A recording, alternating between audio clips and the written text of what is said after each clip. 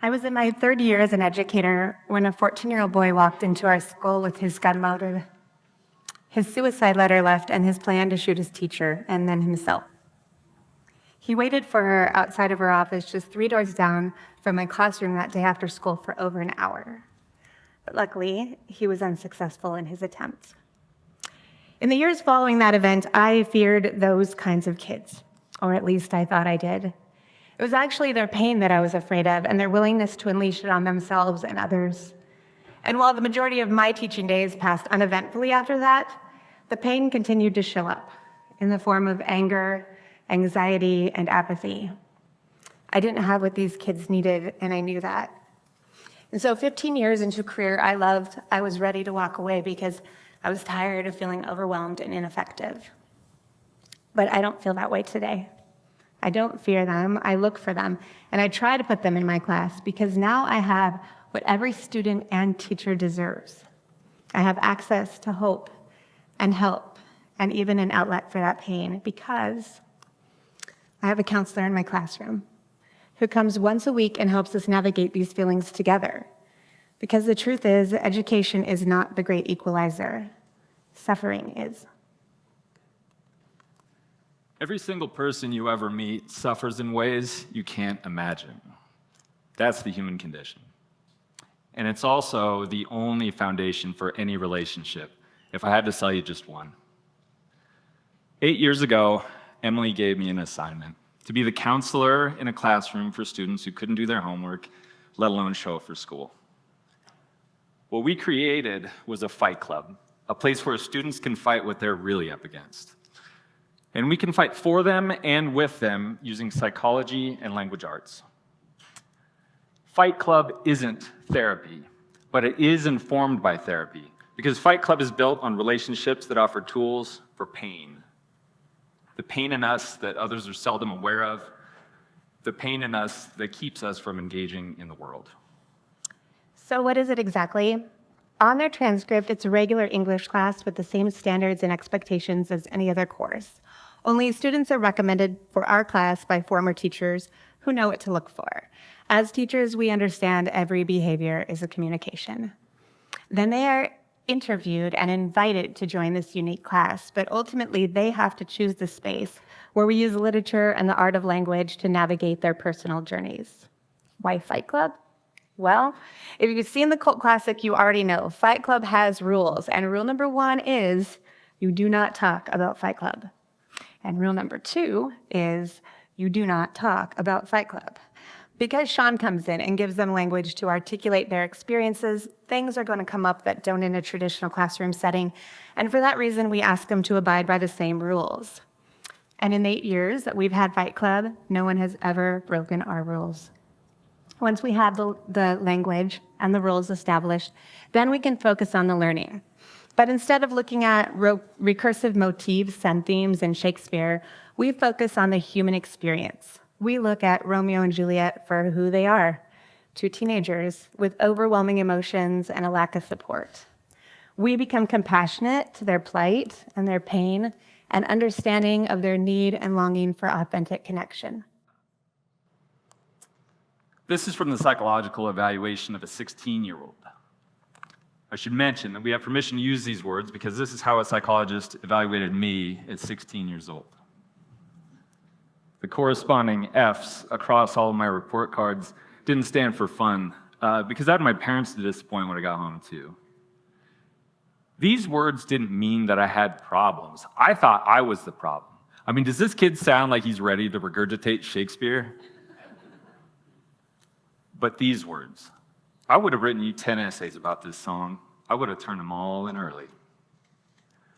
I needed language for my pain before I put language to my assignments. Because how can anyone pursue their purpose when they're preoccupied with their survival? It's not uncommon for teachers and therapists like Emily and I to become what we needed when we were younger. Though if we would have had a Fight Club back then, we wouldn't be here with the opportunity to tell you just how necessary it really is. My evaluation and my performance in school still aren't the exception to the rule. As a counselor, I was trained that humans are born curious, and they learn naturally if they have access to physical and emotional safety. So I now hold a deeply relational, but also don't tell other people how they feel philosophy. And I'm going to break my own rule here. Because it doesn't take a cardiologist to hear the hearts of our beloved youth. If you think this is fake news, consider yourself lucky. You should feel heartbroken. And how do we know that they feel this way? It's easy if you ask them. We hand out note cards and we ask our students to write down the voices in their heads that they wish they didn't have to hear. And then we collect them and we read them aloud. Here's another part of a counselor's philosophy. Pain demands to be felt. And you can only ignore it or push it aside for so long and pray it doesn't come out sideways. And when a card like this comes up, of course I take it to my principal. I can't offer much because they're anonymous, but I do disclose it, and we decide together that whomever it is, at least their pain is in the right place. And despite the darkness, the feedback afterwards is always overwhelmingly positive, because when kids realize that pain is the common denominator in a room, the behavior issues go away, and the learning becomes possible. The fact is, every single kid deserves access to mental wellness at school, and it is our responsibility to get it done. After World War I, we saw a need to improve physical fitness of our youth in case of a future war, and so we prioritized it. We put physical education classes into every school curriculum. After World War II, FDR saw a need to improve nutrition, and so he started a national school lunch program that we still have to this day. We have a history of seeing a need in this nation and addressing it systemically through public education, and the need now has never been clearer. Every single student deserves comprehensive mental wellness in their school curriculum because we know when we heal our kids, we heal our communities. And this is how we heal it. Every year, we remind the students that they are inherently good, and they always have been. And although they have problems, they are not the problem. And after that, we play with language arts. A wise person once told me, when things get tough, you have to get tough. But when that doesn't work, you have to sing a love song. Think of a song that pulled you through the pain. Because it takes a student who keeps hearing, "Why aren't you listening?" And it changes the conversation to, "Hey, what are you listening to?" Which is why we make playlists for our emotions as we work together to find ways to manage them.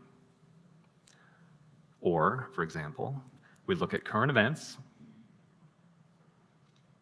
and we draw our broken hearts. For too long, our school system has focused only on the IQ, the intellectual equation of our kids, and not the EQ, the emotional equation. With these assignments, we do both.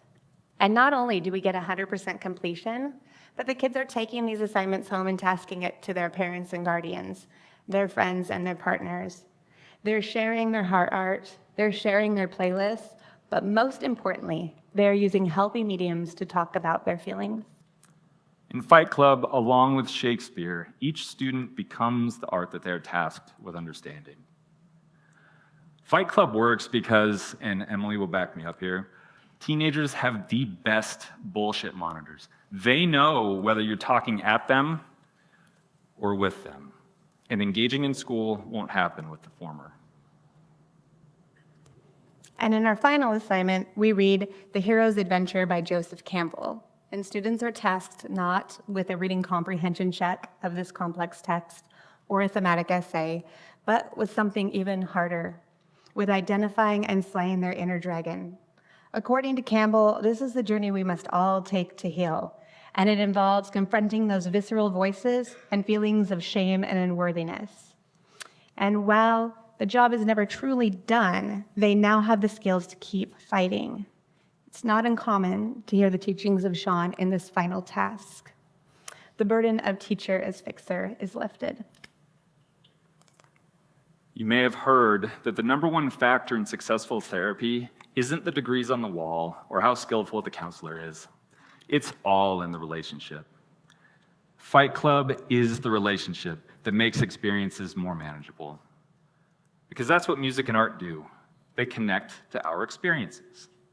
And when our experiences resonate with someone else, which is what a relationship is, change happens. We're failing our students.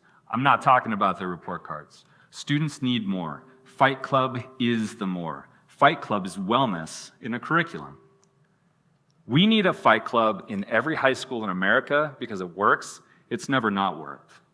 And if you want to know that grades and attendance improve, they do.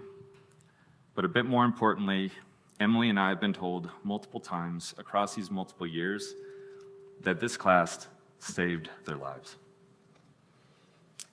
So whether it's the kids who are coming to school with the guns, or the ones whose therapists fear that they're suicidal, or the brave kids who are willing to take our class and face their dragons, it should be a reminder that there's not one particular kind of kid who has pain, but there should be a particular place to put it. They all deserve Fight Club. It's not radical, it's replicable. It's how we help our kids, and it's how we keep our teachers. It's time to prioritize it. But to do that, it also means it's time to break some rules. So we hope you will agree with us when we say it's time to start talking about Fight Club. Thank you.